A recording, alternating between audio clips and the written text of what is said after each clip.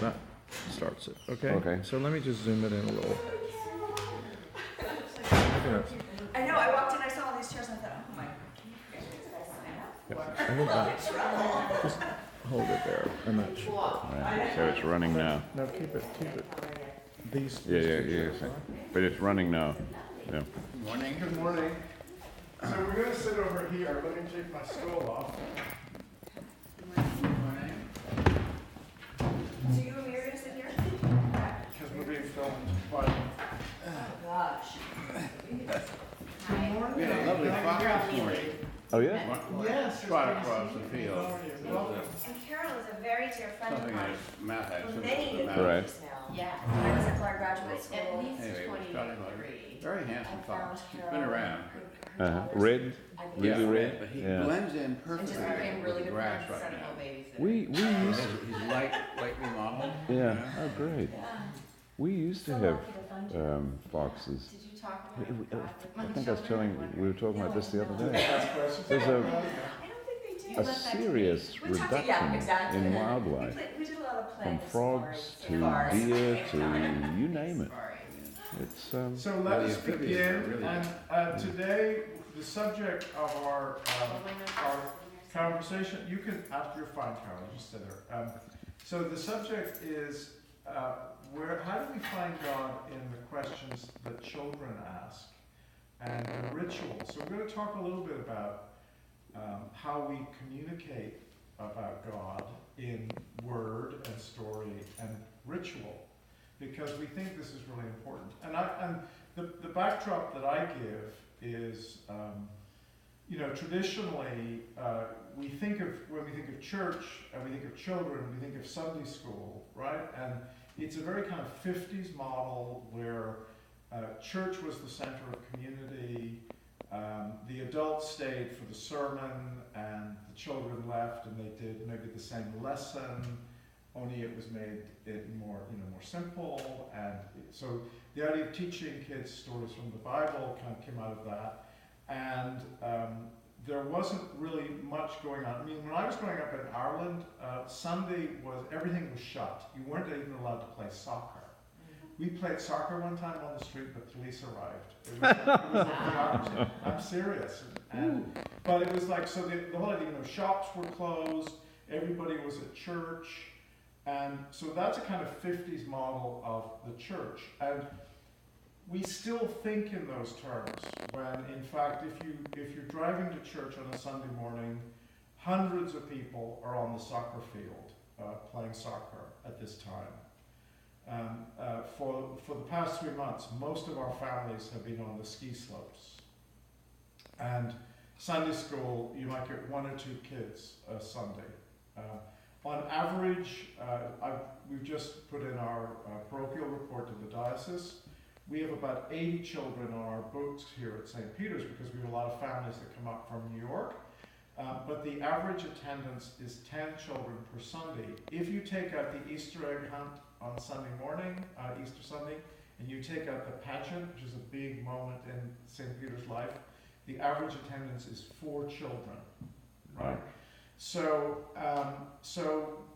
something isn't working. And part of it is, I think the church is stuck in an old model of doing Christian education for children. And one of the themes in Lent is repent, which means think differently. And the invitation is for us, parents and clergy and the members of the congregation, to think differently about how we share the faith and how we share ritual with our children. And we don't just if it isn't working, we just keep on doing the same old. So one of the ways that has been very successful in the Episcopal Church is a program called Godly Play, right? And what Godly Play does, everything is cut down to the size of the children. If you can imagine little bookcases that would form a little sanctuary, and there might be a little model altar and a little model font, and on the shelves there would be boxes that would have different stories from the Bible. And so Godly Play will begin with the teacher and the children sitting in a circle. There'll be an invitation to prayer, some kind of child-appropriate prayer. Sometimes the children are invited to lead prayers. And then one of the children will go and take one of the boxes, and the story will, the idea is you're exploring a story together. And there will be visual aids and so on. And they kind of also kind of act out church.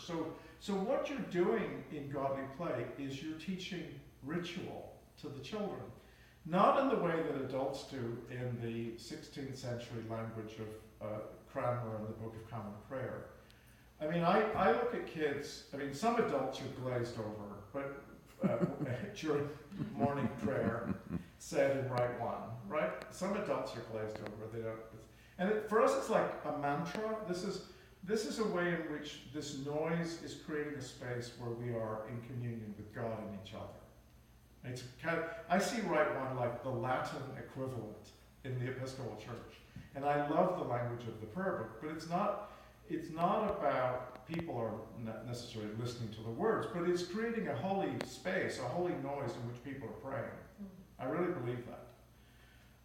That's adults. For children, it doesn't make sense. It might be they get the holy moment, right? And rituals are very important to children. I remember when my grandfather died, I was about maybe 5 or 6 years old, and I was very moved by how adults behaved in mourning. There was something that changed the way adults were around this moment in our family story, and I didn't understand it. But there was something that attracted me and profoundly kind of influenced me to the extent that I went home and I painted all my model cars black, and I started practicing funerals with my friends.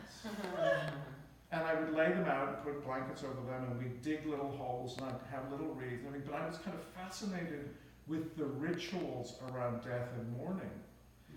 And I thought, weird kid, right? But I was kind of rehearsing my vocation. I didn't know it at the time, right? But there was something about, and I think this is very interesting, that to think about how do we create the rituals or explain the rituals to our children that obviously they are getting, and that it's going to prepare them for their lives, And so part of the conversation as we're thinking, Elizabeth's going to talk in a little moment, but then we want to open it up to maybe what is it in our development as Christians, or those moments of liturgy, or the stories, or Sunday school teachers, or people who influenced us. What is there is there something that we can take from that to bring into the 21st century that is appropriate? So that's a little bit about ritual and about trying to get beyond the old model and into something new. This year I had the privilege of leading the confirmation class, so I have 9 kids, amazing children actually, really impressive kids, including your daughter, who, again, I'm 65, and I'm kind of a grandparent now to them. And it was really cool to spend a year exploring Christianity and the faith, and trying to see the world from their point of view. And I used a course that we've used in St. Peter's over many years.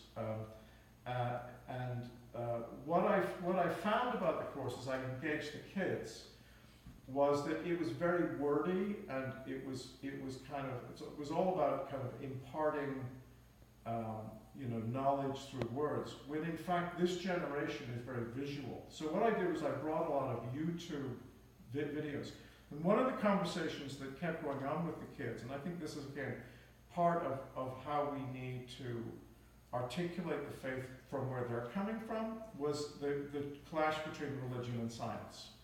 There was one particular student who was very bright, and for him, even the existence of God could not be proved through science. So I was able to go and find videos and stuff that helped them think. There was this guy called Tom Chi that we've talked about, who was an astrophysicist, and he talked about the existence of God from a scientific point of view. And so with the kids, it was all about this religion, the way religion is presented, and creation is presented in 6 days, la la la. This is in counter to science, and I much more believe in science as a way to explain creation. And so God isn't a part of that. But then we were able to take that and develop, and using resources and visual stuff from people like Tom G, to help them think differently. The other amazing thing I found with this particular, I'm talking about the confirmation group I just taught, as an example of how we need to change the way we engage people in the faith. Was I would talk, there was one theme about redemptive suffering and explaining what Jesus did for us on the cross and the link to the Eucharist, and a very kind of complicated theory. And so I tried to think of an example of who in our contemporary age has lived out a redemptive suffering life. And I thought of Malia, the Afghan child, young woman who was shot by the Taliban and then went on to do major work around schools and education. And half our class had read her book. And that's the kind of thing. So if we dummy down the gospel and the God story, and we just, kids come into church and we just, read them a Bible story, they're going to feel they're cheated. They're going to say, this is rubbish, this is nonsense, this is all, it doesn't make sense. Because they're at a level, they're struggling with their own place in the world. They're largely overscheduled, very competitive, especially in New York and the region we're serving. One of the things I asked the class one time was, in the last week, how many of you have had 5 minutes to yourself to reflect, right? The kids who went to Dutchess Day School said, yeah, I went over and looked at the hedge, and I had about 5 minutes looking at the hedge and looking at the insects, and I had a kind of meditation, and then I went back into my class. The kids in New York had no idea what I was talking about. So the whole the contemplative tradition of the church of helping people to meditate. They're in a secular way now. They're teaching mindfulness to children because they are so overstimulated with computers and so on, and so we have to find a way that we can balance. The technology is good, but if we rely on virtual reality as a way, and for most kids, virtual reality is the primary community that they are now in, right? And so there may be traditions in the church that actually can help kids, about silence and quietness and stillness, and not being scheduled. The last thing we've been talking about in terms of the Youth Education Committee, the last thing we can ask these parents to do is take on another damn thing, right? That is just unchristian and unrealistic. And so, but the issue is, we need to say to the parents, how can we help you communicate the faith and the deep values that you're not going to learn on a soccer field or on a ski slope? And the hard things of life, and the things that I think are the gold of the traditions and the faith of the church. And how do we share those with children who largely think we're irrelevant? And so that's one of the questions that, some of you have grandchildren, and you're kind of seeing this being played out in your own families. And so it'd be good to kind of hear from that. But Elizabeth, we're very excited that Elizabeth has just agreed to be chair of this Youth Education Committee that we're reconstituting. One of the things we're going to be doing is having 2 sessions where we're going to be bringing the parents in to listen, just to talk about what's going on, and where we can meet the kids and the families kind of where they're at.